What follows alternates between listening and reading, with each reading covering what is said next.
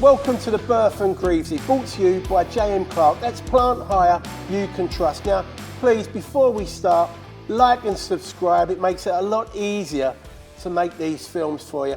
And they're informed, because I tell you what, I've got the main man that they call him the Oracle. They're right to call him the Oracle. No man has had his finger on the pulse of British heavyweight boxing more than my friend here, Mr. Frank Greaves. Frank, welcome once again. I say welcome, it's your show. Frank, we've got a wonderful fight. I mean, I use two words here. I'm going to get a cup of coffee. I'm a bit excited, but I'm going to use two words, Frank. The words I'm going to use are golden boy. Yeah. Moses Itauma. Yeah. You're going to be doing his corner. You're doing his bandages and cuts. Yeah. What are your thoughts about him, mate? Mate, I think he is the best fighter that I have ever worked with.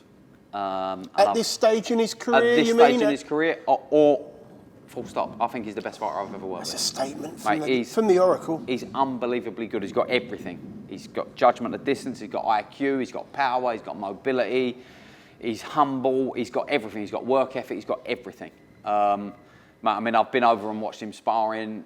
He can work inside, outside, short, long, mid-range. Everything. He's got an engine. I've seen him with multiple different sparring partners. I don't think there's anything that he can't do. So I'm going to just stop you there, Frank, if I can. Yep. So you've watched this kid over the last, well, since he's turned pro, really. Yep. Have you noticed anything change in him over the last 2 years by way of development, like the growth pattern of him, especially when you're in sparring? Because, you know, when you see him in fights, obviously it's a bit of crash bang wallop of late, isn't it? But yep. when you're in sparring, and you really get a good chance to see what they're really all about. I think his ability to set stuff up has grown.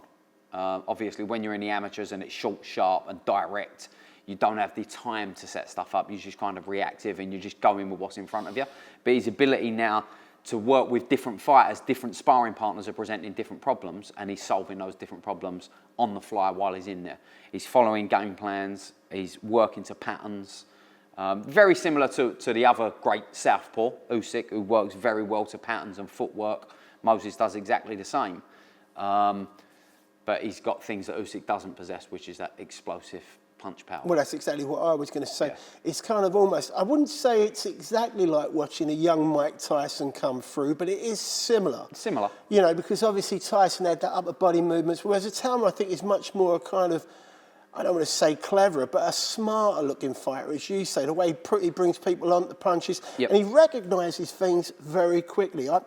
I'm watching the Dillian White fight, and it was occurred to me that I didn't think Dillian White seemed particularly up for that fight. Yeah, he can be a bit like that within the Tyson Fury, but when he's really up, he's up for it. But he noticed it. He seemed to breathe it, didn't he? He realised right away that Dillian White was going to be leaning forward, making a couple, and boom, he's on him immediately. Well, I think that's what really sprung to me when I watched him spar. So I'm watching him sparring with 3 different sparring partners that are all different shapes and sizes. Marius Vac, who's 6'10". Yeah. Then there's other guys that are in there that are shorter, stockier, more aggressive or standoffish. And he's adapting what he's doing depending on what he's got in front of him. And it's that instant recognition of, right, okay, this guy's going to present me this, I'm going to solve it with that. And he's doing different stuff. There's a lot of fighters that rinse and repeat, do the same thing over. I know what works for me, I'm going to do it regardless of whether I've got a 6'10" opponent or a 5'10" opponent. He's adaptable. And that's what's really scary. No, that's exactly. And he's doing it at a pace for 10 rounds, 12 rounds, you know, what's his engine like? Doing it in sparring and doing it on fight night are different things, granted, but he's doing it in sparring and he's doing it really well. He's doing it really well. So talking about the adaptable aspects of his boxing, and as we all know, fighters who can adapt are generally the guys who are going to win, you know, most. I always say, I've got a little rule, that there's someone out there who can beat you. The best fighters in the world beat most. Beat most, and that's as good as it gets. That's why you need good management. Say no more. Now, in this opponent he's got at the weekend, Jermaine Franklin, and I happen to know that you've been up close and personal with Jermaine Franklin relatively recently by way of Johnny Hedges, who's been sparring with him, and previously with your experience training with David Adelaide. What are your feelings about the kid? And how does he box? I mean, the way he approaches fights. So I think pretty much Jermaine Franklin is what you see, is what you get. There's no bells and whistles on it. He's very compact, very good at what he does. He's relatively short in stature for a heavyweight, and he fights that way. very short, little bit of head movement, tucks up quite well, good defence, solid defensively, doesn't really take too many risks. Pumps the jab out there fairly frequently.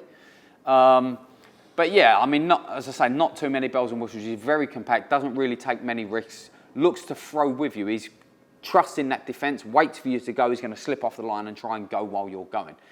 And, you know, I mean, going back, obviously, a few years ago, I think it was when Franklin was in camp for the Dillian Whyte fight. He was up at Tyson Fury's, and I watched him do rounds with Tyson. Adelaide sparred a fair few rounds with him. And when you're conventional and you go straight down the pipe, like the AJ did in the AJ fight, and he kind of just managed it fairly well. As soon as you start doing stuff that's a bit left field, getting off the centre line, adjusting your angles, making him move, he's not so comfortable with that. So Adelaide really sparred well against him, started throwing screw shots and hooks and uppercuts and moving around the side. Now, granted, they was only doing 3, 4, 5 rounds at a time, but he wasn't as comfortable with that. Now, Hedges has been sparring him. Obviously, I'm not going to talk too much about what's been going on in these spars, but he's one of those guys, when you're conventional, comfortable. Moses Itauma is not conventional. He does everything fast. He does everything off centre lines. He's going to make you move. He's going to get round this side. He's going to get round that side. He's going to throw. He's going to create openings that you don't even know was there. And I just can't see that Franklin's going to cope with it. I mean, he's a lovely guy. I actually quite like him. Very friendly, quite personable. But, mate, for me, I think it's another quick win for Moses, personally. Well, that's exactly what I was going to ask you. I mean, Jermaine Franklin, you know, in fairness to him, although he might be a bit one-dimensional, he has shown he's got a good chin, very resilient kid. You've kind of preempted my next question there, really, Frank. But as you've preempted it, let's get it a little bit tighter.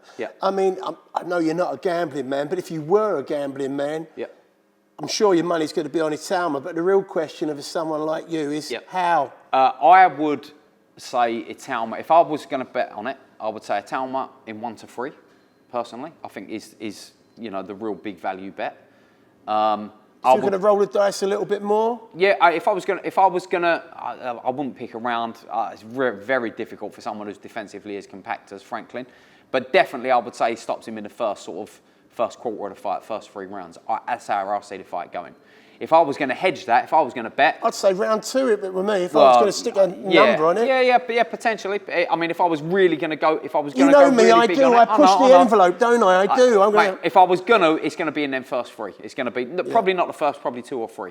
Look, if I was coaching Jermaine Franklin, the unknowns about Moses is what's his engine like, what's his chin like, what's he going to be like when he gets taken into the latter half of the fight. So you got to really sort of double down on that defence, stay compact, not give him anything to shoot at the first half a dozen rounds and see what he's like in the back half of the fight.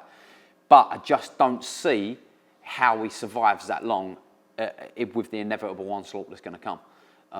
You know, you saw in the Dillian Whyte fight the angles, the movement, that continual judgment and playing with a distance the whole time. He's going to get Franklin reaching for him when he's not there, and that counterpunch is going to come. And when it lands, he just does damage with it. The guy's super explosive.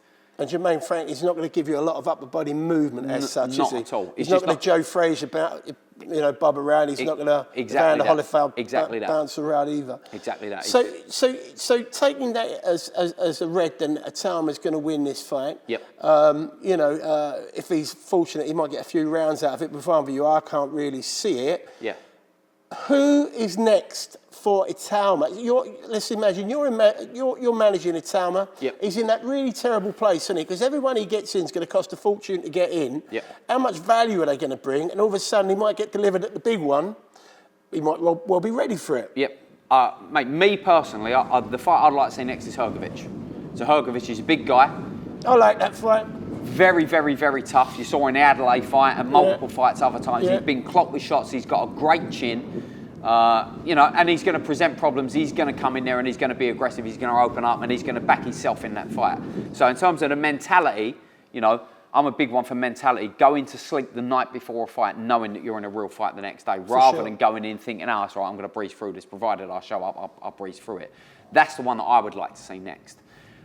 it's going to cost them a lot of money. But ultimately, you're in that scenario already where everyone is going to want big money, especially if he goes out there and blows Franklin out of the water as well. For sure. You know, what about, do you think? I mean, would it be possible for David Adelaide to get the call? Yeah, mate. I mean, that fight to me would look like a makeable fight. It's definitely a makeable fight. Is it a fight that I would like to see? Obviously, it's one that I would be awkward with because I've trained one for a few years and now I'm working with the other one.